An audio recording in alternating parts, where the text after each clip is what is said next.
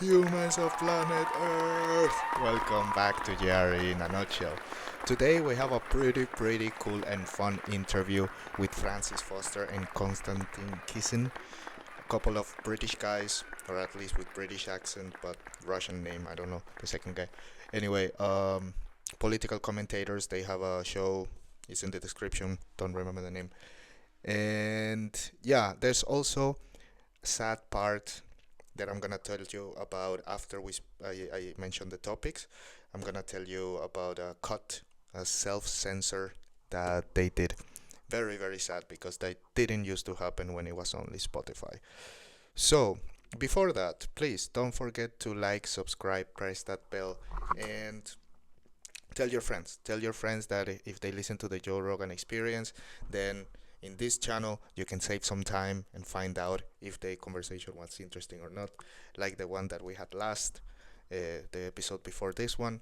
Sadly, it's not an interview that we will recommend, but that's reality. Sometimes they're cool, sometimes they're not cool, and I'm not gonna be biased and bullshit you that every interview is cool. It's not true. So yeah, it is what it is. So let's start with Francis Foster and Konstantin Kisin. In this case, these guys have been on a couple times, probably more than three. I've seen, I think this is the second, and fuck, they're just hilarious. And it's always they speak a lot about politics, but also very funny. One of them is a comedian, and I don't know. It's just very funny, very interesting, very deep. The quote of the day is by one of these dudes. Very cool. Please don't forget to stay for the quote of the day. They're start talking about the how the culture is going because every time they arrive they say, so is the world gotten better since last we've been here? And no, now we have this culture of victimhood, of how everybody's offended, everybody's entitled, and we know where this is going. And we speak about AI and sex robots, and this gif is probably the best gif I've ever found, ever in the history. Check this. Man, I wish they would speak about sex robots every day so I could use this shit. Hilarious. Um, so yeah, sex robots and where all of that is going, and they speak about the water supply. Of course, a lot of conspiracy, a lot of conspiracy, and the free speech and Tucker's interview UFOs and the opinion of Tucker of UFOs that they are coming actually from underwater, and conspiracy about propulsion, how there was some lady that created some new system of propulsion and fucking disappeared and nobody speaks about it. It's pretty cool for guys. If you like conspiracy theories, you have to listen to this episode. It's fucking amazing. And they finished talking about conflicts in the Middle East. Obviously they mention Israel and Palestine, but not only that, they talk about other countries, Iran, Iraq, and other kind of conflicts going on. So yeah, all in all, it's a pretty cool interview. I would give it 4.5 nuts. Definitely worth it. But sadly, we had a cut, and I will play you the clip of the cut. Here we go. Okay, here it 2015 is. Evergreen. Go full screen with this. Yeah. Oh my god, that's How amazing. fucking Yeah. good is that? 2015. So of course they shared some video, and that was that. In this case, they were talking about the universities and the pro-Palestine situation that is happening there, like to the anti-Semitic level, and they couldn't, though they didn't share this actually as an SNL bit, ironically, and they just didn't dare to share it in YouTube, I guess. And the clip is in the description if you want to watch it. It's a link to Twitter. And I mean, to be honest, let's start not being a complete hater.